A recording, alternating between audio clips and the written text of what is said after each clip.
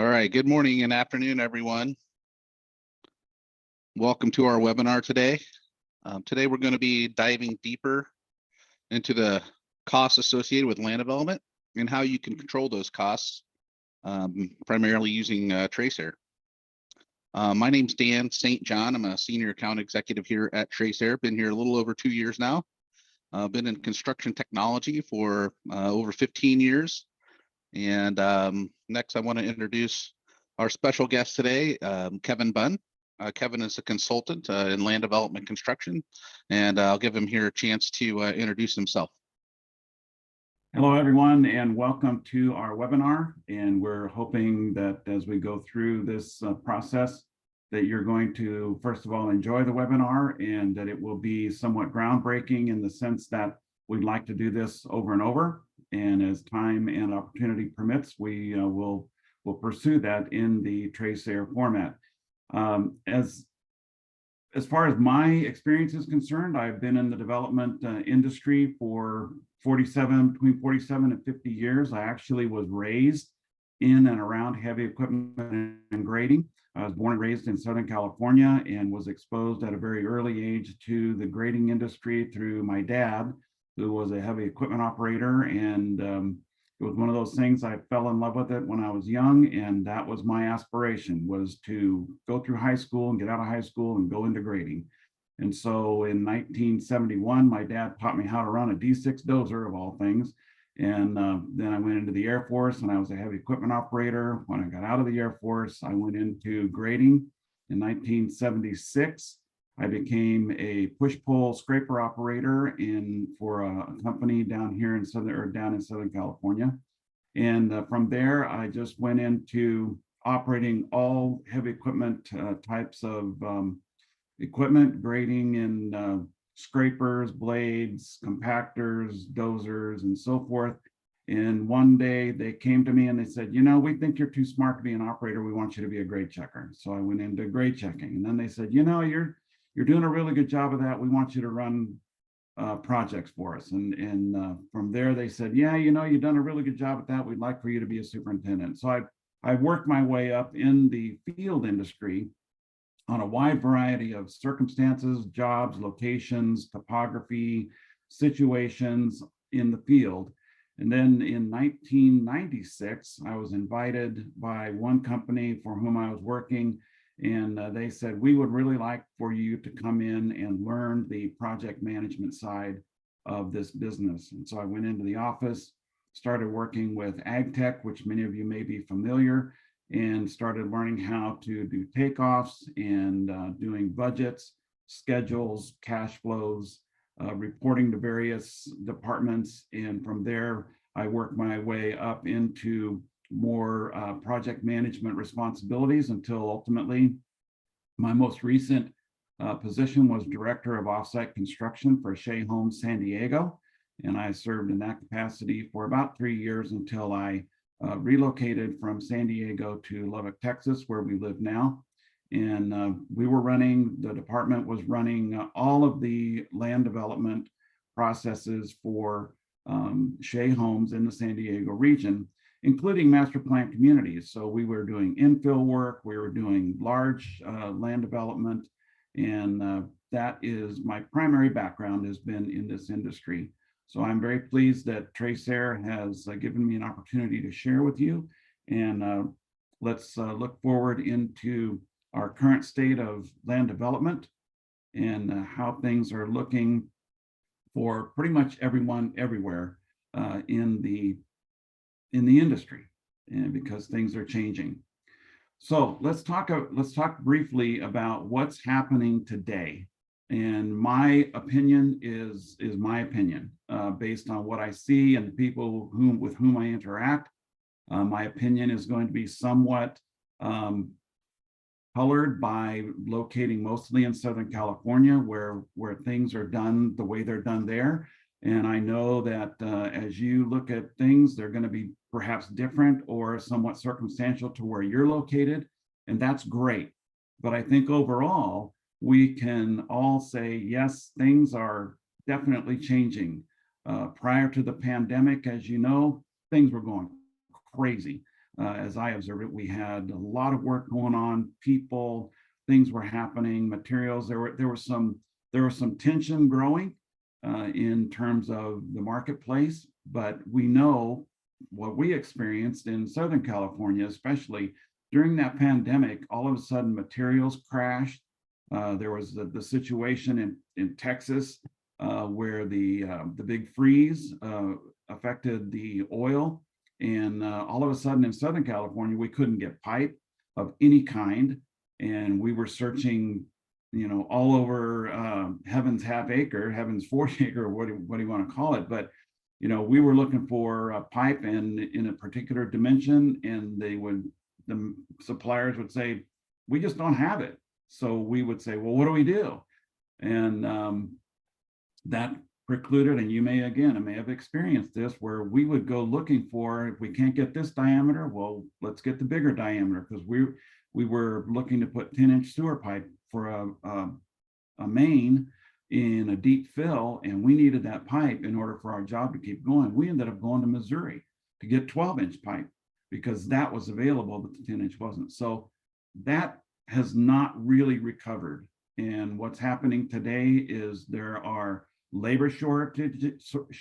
Just this week, I've seen 2 or 3 articles where not only is the labor market contracting, but in 2021, for example, 700, almost 800,000 people just quit and left the industry.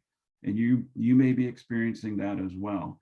We're finding that the available labor for what I call the replacement labor that needs to come in as the entry level laborers and aspiring operators and things like that, that market, for whatever reason, we're just not experiencing that influx of people coming into the trades.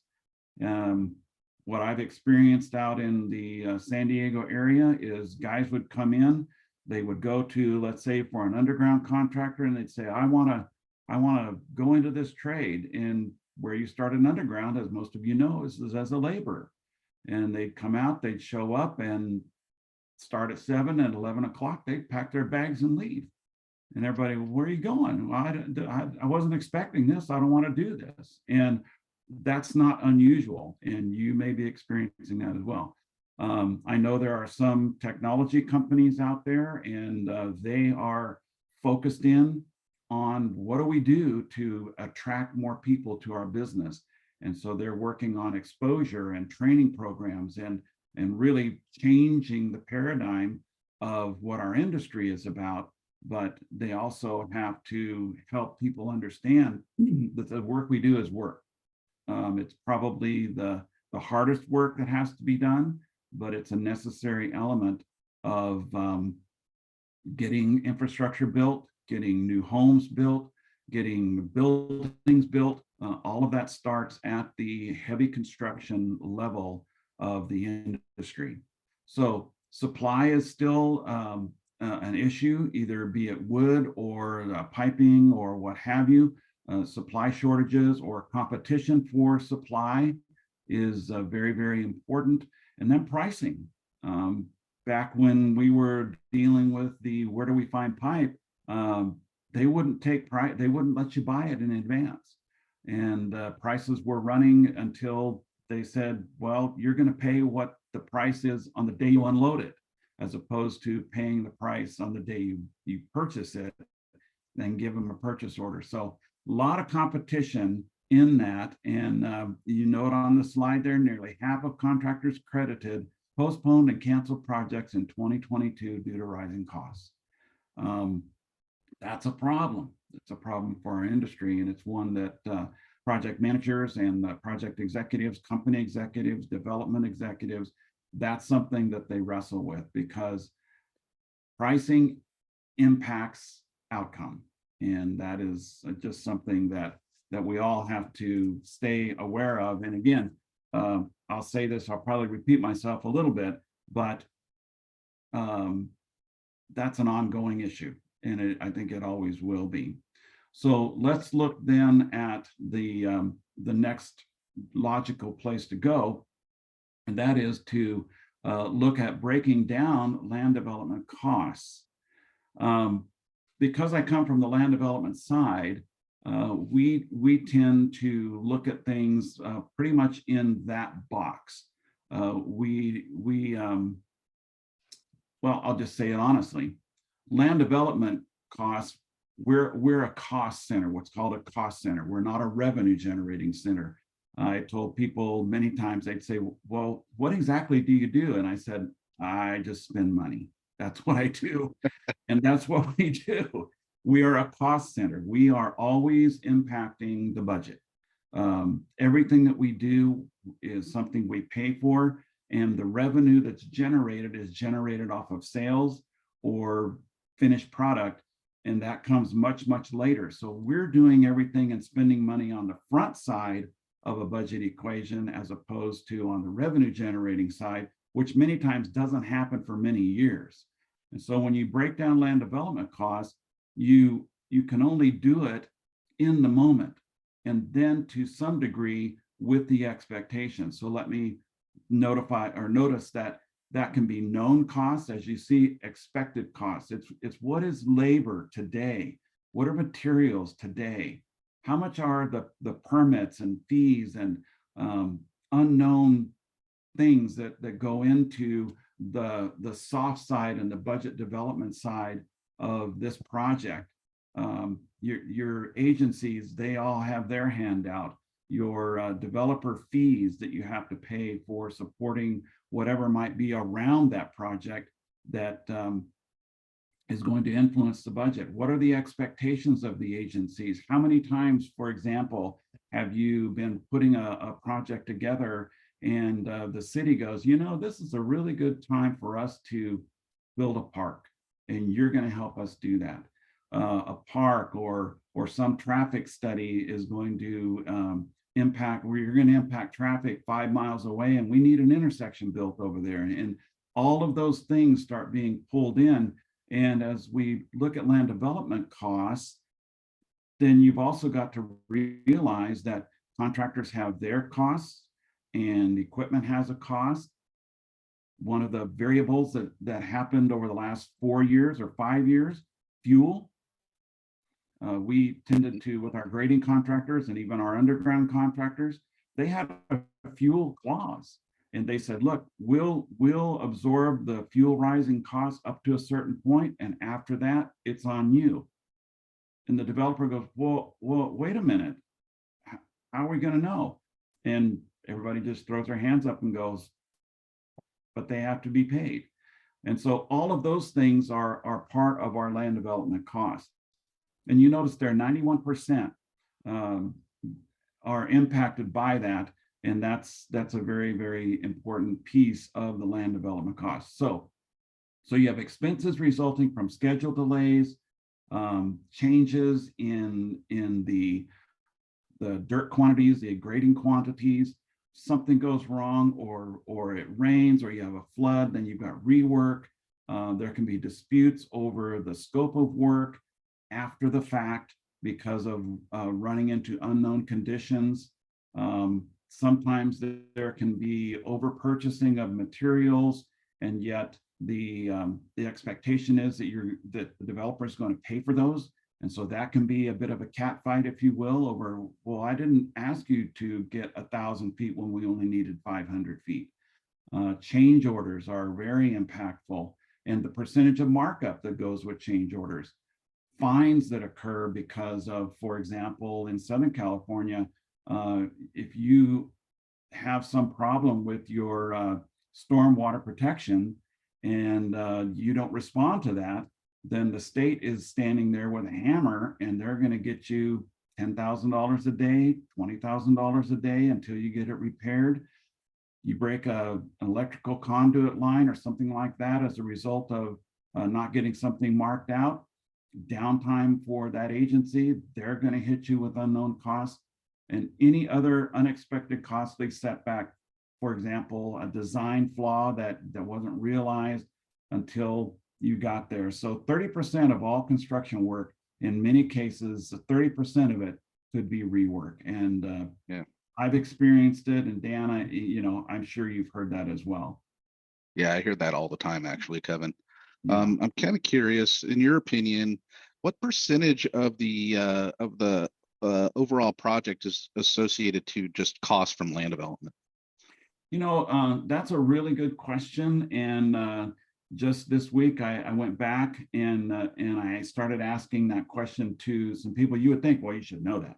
But we are so focused on our side of it that we haven't had much discussion of it. But I know that it could easily be said, and this is something that we could get responses from our group, but I'm saying that it's somewhere between 50 and 60%. And that the heaviest burden again is an upfront cost. So let's have our people weigh in on that and say, what are you experiencing? Have you thought about that, or is that part of your conversation? I know that on the land development for working for a developer, typically the pro forma, who the people putting the pro forma together, which is your financial people, division president or your community management people, they know. Yeah. We never ask. I talked to my former field construction manager and I said, hey, what is it? He goes, I never thought about it. He's been in the business 35 years. So it is a good thing to know. And it was brought up to me and was really enlightening to go, I wonder. So it's another question we can throw out there to our attendees. And we're saying somewhere between 50 and 60%. Weigh in on that, and let's see what that is and what the consensus is out there in the field, and see what they have to say. Yeah, well, I mean, just in addition to that, how do you think developers can help control these costs, considering the high percentage of the overall project budget that contains? What I've experienced and what I've determined, Dan, is there's so much value in planning, in really planning. What we've experienced as growth kind of went into a hyper state, not just a mega state, but kind of a hyper state. There's a lot of pieces of the early conversation that sort of get left behind, and there's so much attraction to, we've got to get this job, we've got to get it, we've got to hit our pro forma, and there's just all this activity that goes into that. And then later on, well, how come we don't have that in our budget? And it was all because of that hyperactivity to get there. So there's just so much value in going through and meeting with the consultants, and especially because the field work is the first work, then I'm going to use the term we, the land development side, we're going to be there first. And so we're going to run into the issues first. And it's just the more planning that we can be pulled into as the construction manager or a development director, and get into those conversations and make sure that we have consultants that are looking and asking the questions. Way back many years ago when I was doing estimating, one of the primary things that I focused on was what I called the edge conditions. Typically, especially on infill type work, there's always something going on along the boundary that it becomes an unknown if you don't physically or in some way, some capacity, find out what's going on along the edge, fencing, walls, whatever it might be, neighbors that have encroached into an open space, and that gets sort of left behind. But there's a cost there, and that's part of the planning process. Out in Southern California, they do a lot of geotechnical work. There's a lot of questions that need to be asked about that. Ran into a job where when they did the geotechnical work out there, all of the subsurface was dry because of the drought. Well, lo and behold, when we got out there and got ready to do the job, guess what? Everything that was dry turned into a swamp. Who knew? Yeah. But the geotechnical report was 5 years old, didn't get updated because, for whatever reason, but let's say because of the intense activity to get the job started. And that's one of those that sometimes, well, we'll take that risk and off we go. And that can be really, really expensive. When you have a condition like that, that's an unexpected condition for the grader. Now he's dealing with extremely water related moisture in that material. Now you've got to take all that wet material and put it somewhere and stockpile it until you can dry it out, because you're not going to haul it away. So No. those are things that are very cost impactive. And just Now, the oh, sorry, simple I answer didn't is mean to interrupt planning.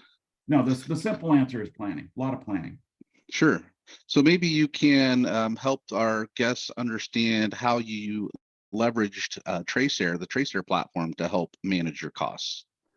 That's a great point, and that leads us to this subject. I bumped into Tracer just going through LinkedIn, saw an article, and I've been a little bit fascinated. Well, not a little bit, but a lot fascinated back when GPS came out. Was fascinated with the whole GPS process where you could create a model and take it out onto a site and grade, and then that has evolved into GPS activation in equipment and so forth. So when I saw the Tracer technology, I immediately asked for, what is this? And so I got a hold of the Tracer people and got a demo, and sure enough, here is a product that uses the GPS photogrammetry and so forth to fly a site and be able to start early on in the process and get accurate GPS or elevation information and look at and integrate the design into that program and be able to look at a project every week is the way we set it up. We would fly on Friday afternoon and it would get processed, and Monday morning, the value of that process became very, very evident, because I was dealing with projects where it was a partnership and both of the division presidents wanted to know what was going on. They didn't have to drive out to the site.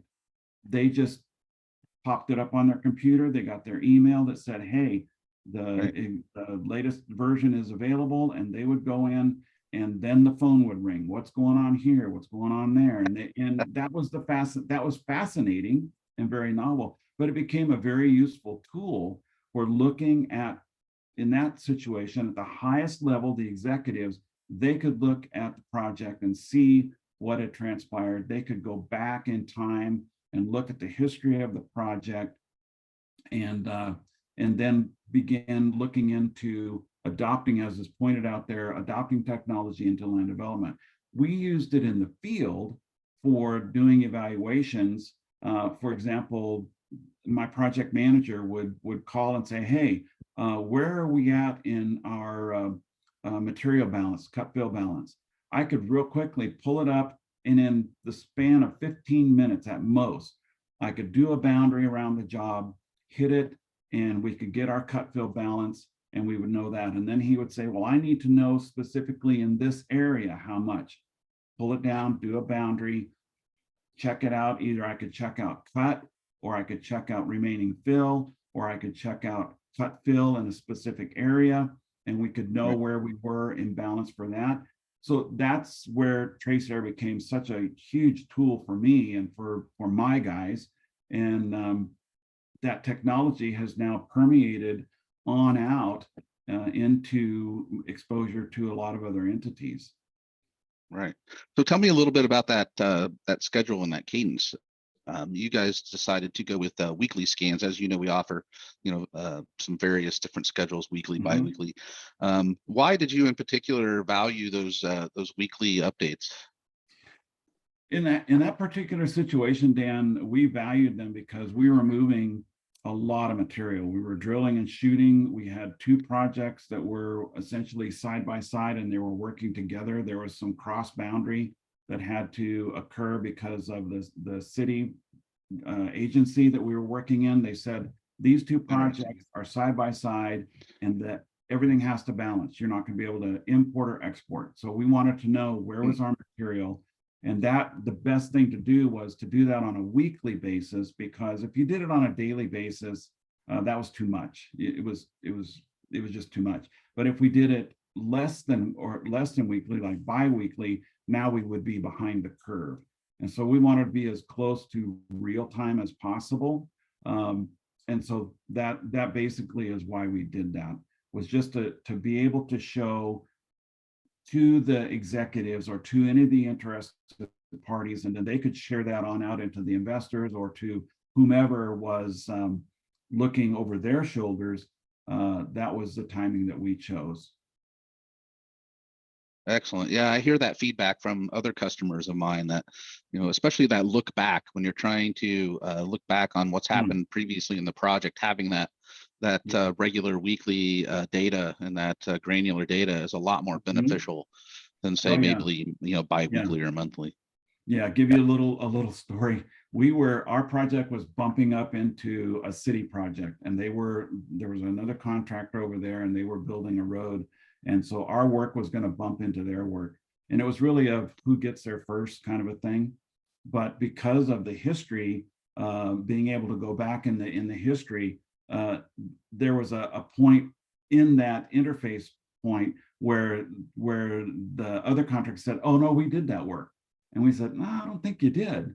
Nobody had pictures, but we had Tracer. And so I went back in the history and went, right here on this date, on this Friday, here was a condition. On the next Friday, here was a condition.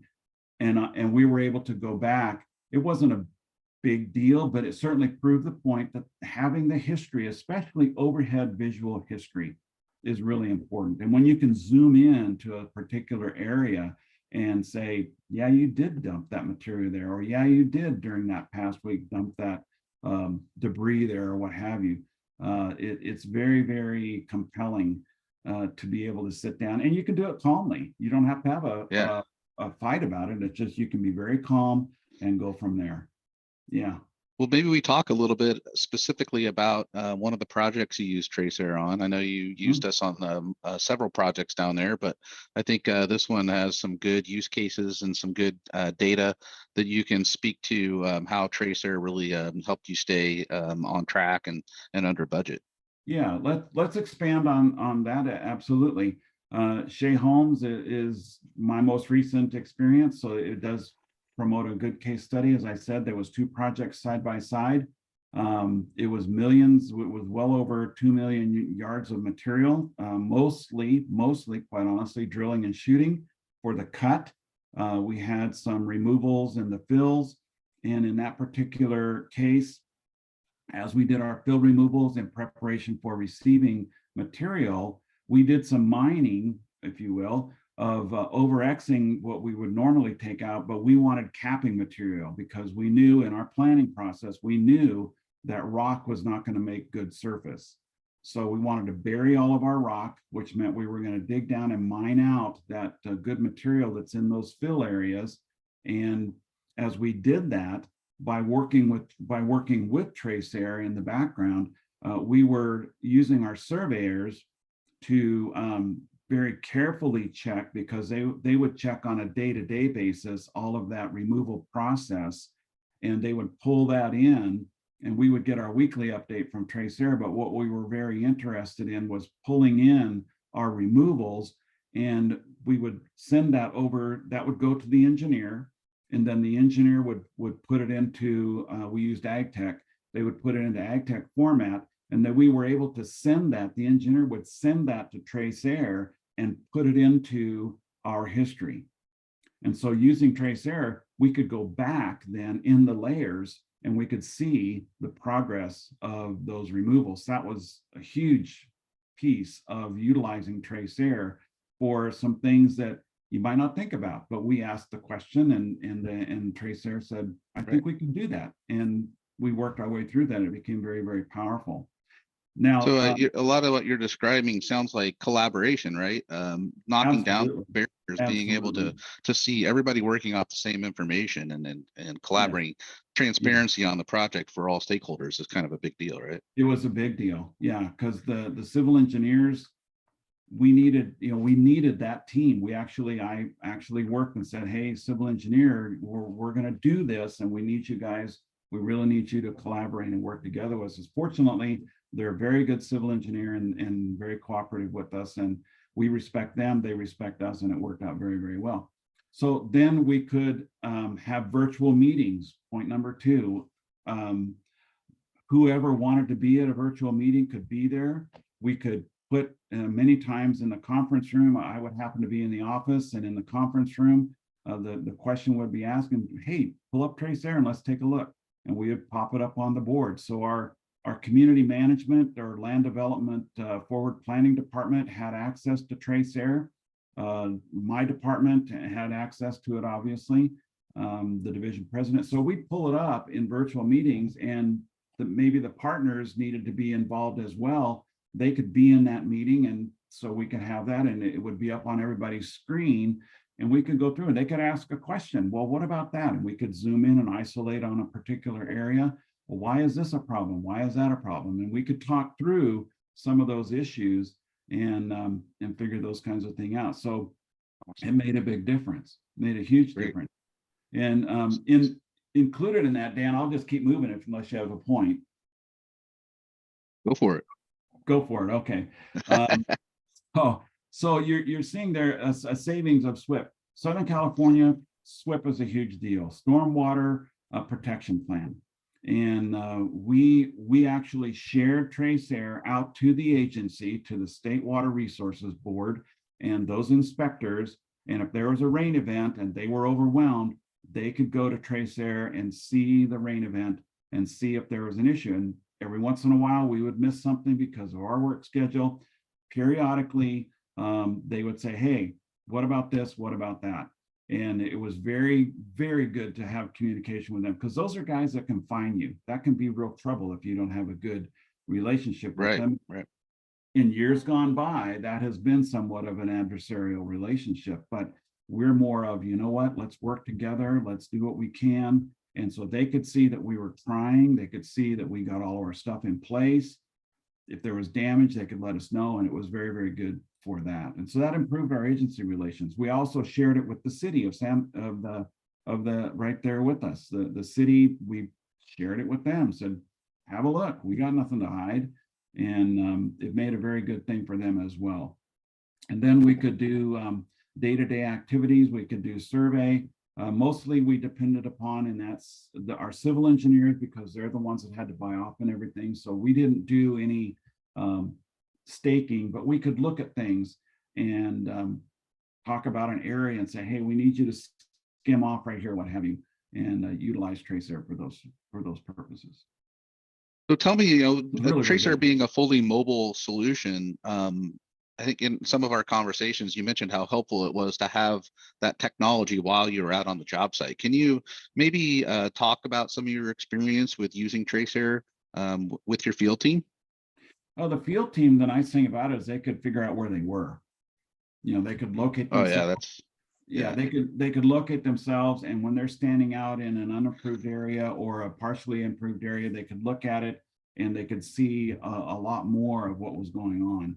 And so we utilize it for that purpose, to put it simply. I mean, it was very intuitive, right? I mean, how hard was it to get your people in the field to actually use the software? Oh, it wasn't difficult at all. Well, pretty much because I'm the director and I said you're going to use it. But as far as buy-in was concerned, they bought in, and they could carry their iPad and take a look at it and look at the situation and even isolate on something and mark it and be able to get a record of it right there in real time, so they wouldn't have to take a picture and come back, and it could be shared. It was very, very intuitive.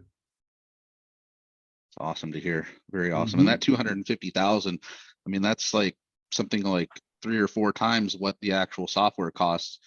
So, I mean, the software is paying for itself and some, right? Yes.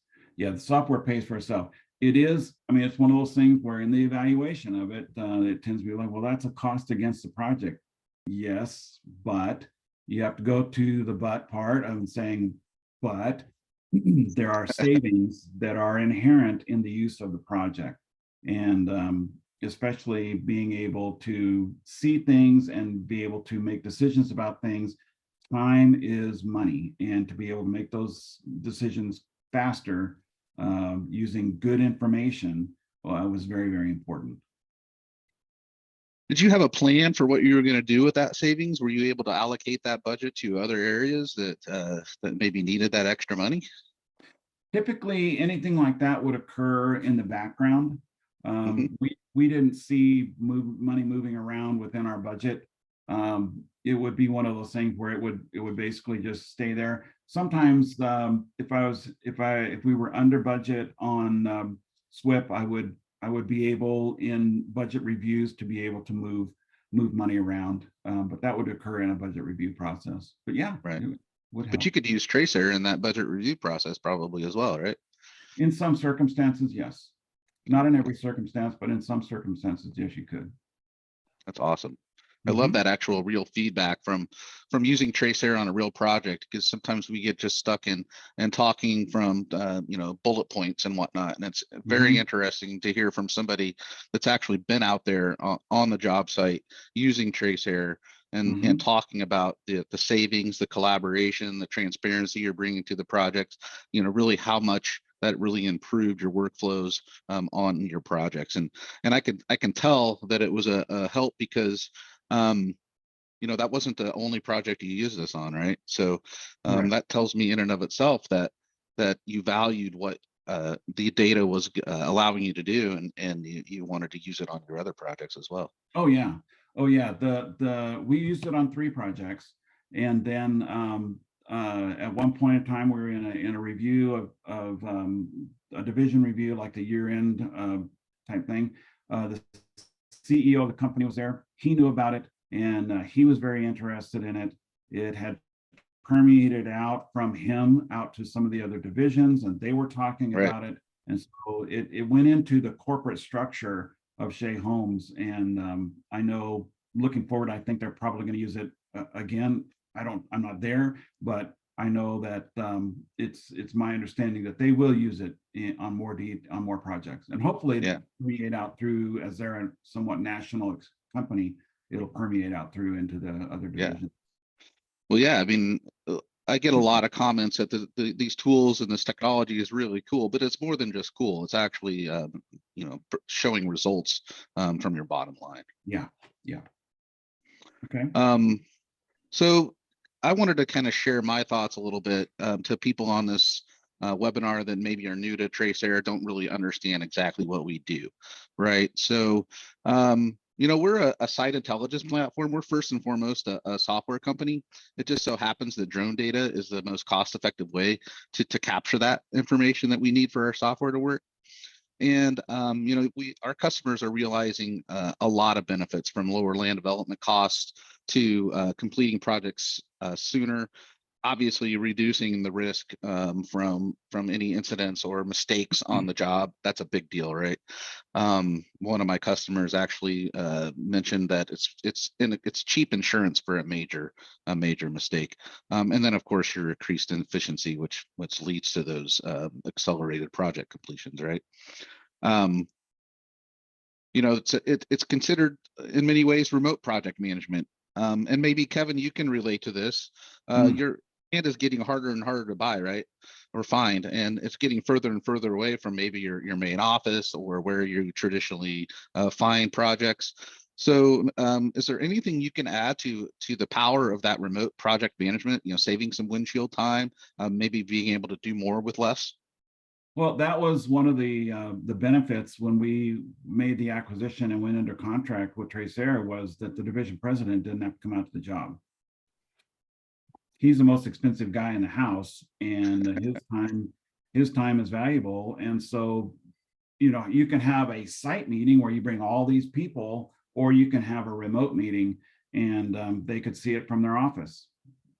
Whoever needed to look at it could look at it without driving 50 miles or more, or what have you, onto a project. So you do get that benefit of being able to see a project. Obviously, you're not looking at it in a live stream capacity, but certainly, as we did, every Monday through the next week, you could see what had happened prior.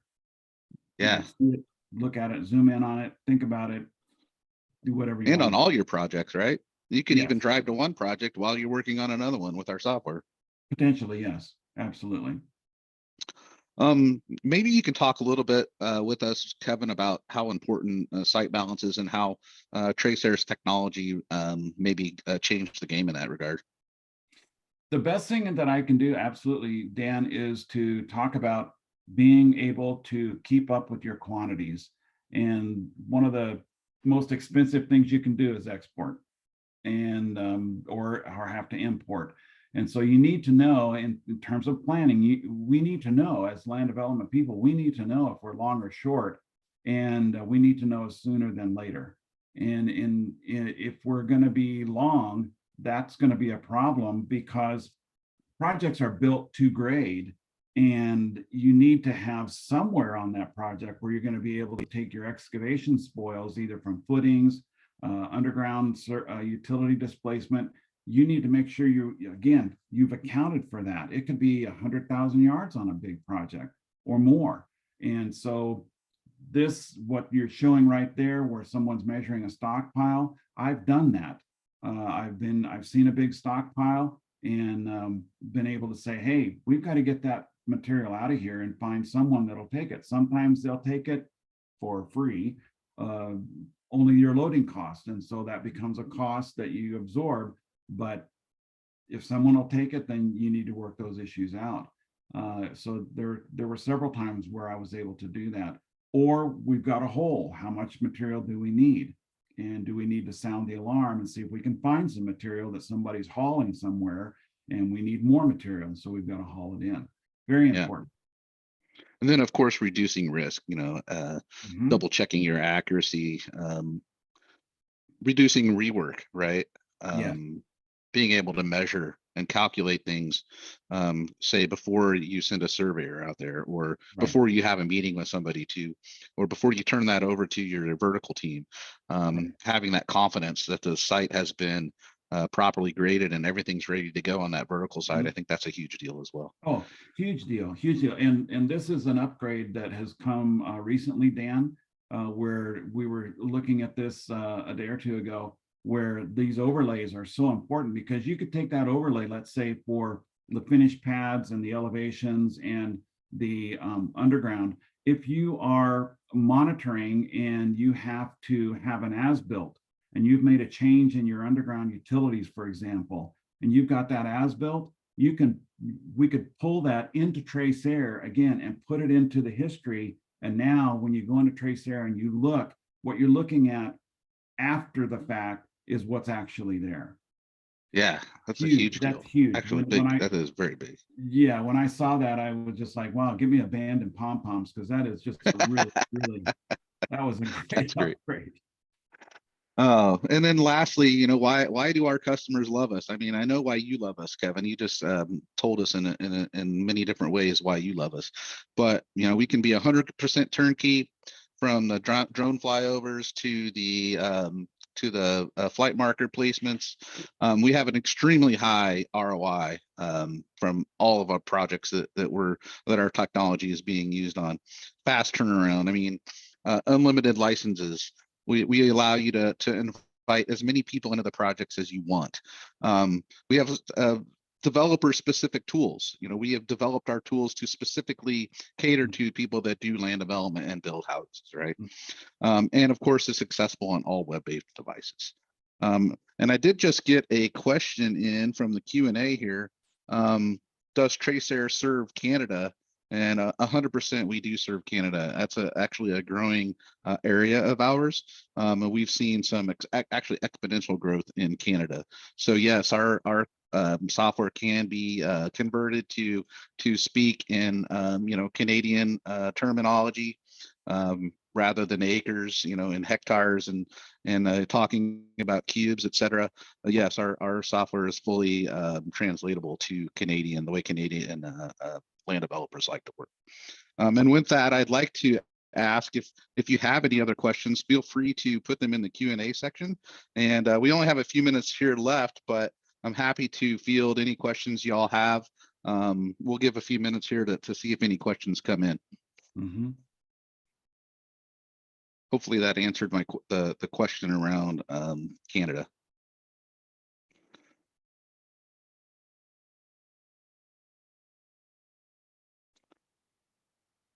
Okay, here's another question. Do you need to have your own drone to use the service? The answer to that question is no. as I mentioned earlier in this webinar, we are first and foremost a software company. If you have a drone program, if you know what you're doing on the drone side and you want to fly those sites yourself, we are happy to take your data, process it in our software, and make it available to your whole team. So absolutely, if you have drones and maybe you're using some other kind of software that maybe a little bit more difficult to work with than Tracer, give us a shot and maybe compare it to what you're currently doing. Mhm. Is this tool only for large developers, or do you see developers of all sizes using this? Ah, man, I have seen every size of developer use us. We're being used on 1,600 acre projects. We're being used on 8-acre projects. So really the value is there. The return on your investment is going to be realized no matter the size of the project. If you have issues with transparency, with importing, exporting dirt, what have you, there's definitely, this definitely will fit all size of projects. So that's a great question, whoever asked that. That's a great question. Yeah, isn't that? Jesse White, how are you? Do you need a surveyor in Oregon to assist you or your client? I'm available to assist. Jesse, we will be reaching out to you. We can always looking for surveyors to partner with. So that is a great question. And we'll definitely be having somebody to reach out to you to talk about that. Yeah, real quick, Dan, on that point, Dan, real quick. Yeah. Surveyor, civil engineer, very important in the design process and making sure that those first layers of the design are well done and ready to go in, because Tracer utilizes that. Really important for a survey and civil to team up. Great question. Yeah. And then we have another one. This is a great question that I get. Is Tracer easy to learn? How much training? So we have a top-notch, world-class customer success team at Tracer. So we're not just going to be selling you the software and expecting you to figure it out. We provide that white glove service is what we describe it as, to train everybody on the project team, all collaborators, not just people within your organization, but all the people that you also invite into the project. So not only that initial training, but also ongoing training. You know, as a software as a service company here, we depend on repeat business here. So we want to see you be successful with our software so that you're signing up for additional projects. And you know, that's really how we've grown exponentially over the last couple of years, is providing that great service and training. And although the software is extremely intuitive and easy to use, I think you would probably be able to pick it up in a week or less. What else? Maybe we have time for one more question here. Let's see.